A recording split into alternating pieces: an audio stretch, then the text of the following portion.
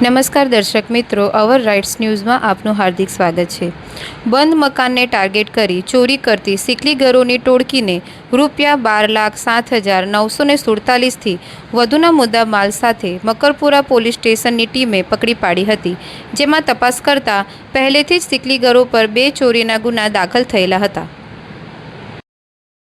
તે અનુસંધાને માનનીય કમિશનર સાહેબ અને અધિક પોલીસ કમિશનર સાહેબની સૂચના અનુસાર રેગ્યુલર પીઆઈ સાહેબોની નાઇટ કાઢવામાં આવી હતી અને મેક્સિમમ સ્ટાફને નાઇટ રાઉન્ડમાં પેટ્રોલિંગ માટે મોકલવામાં આવતો હતો અને તે દરમિયાન મકરપુરા પોલીસને એક જૂના ગુનામાં જે આરોપી આવ્યો છે, જેમાં આપણે આ મકરપુરામાં 2024માં દાખલ થયેલા 2 ગુનાનું ડિટેક્શન થયું છે।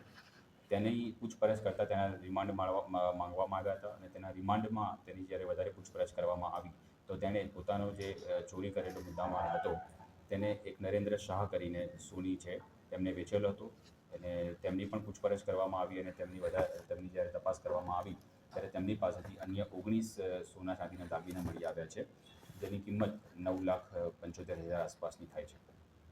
સર, આની સાથે અન્ય કોઈ પણ ટોળકી કે બીજા સાગરીતો એના આજે કરમાસિંહ સિકલીગર છે, તેનો ભાઈ ચંદનસિંહ અને એનો મિત્ર ગોવિંદસિંહ એમ 3 જણની ટોળકી છે, જે અન્ય અલગ અલગ જગ્યાએ રાત્રિના સમયે ગરફોડ કરે છે।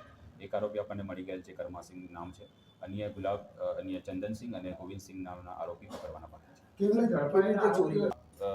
એની વિરુદ્ધમાં ગુનો દાખલ થયેલો છે અને જેટલી તપાસ હાથમાં આવી એની વિરુદ્ધના 1-2 ગુના સામે આવ્યા છે।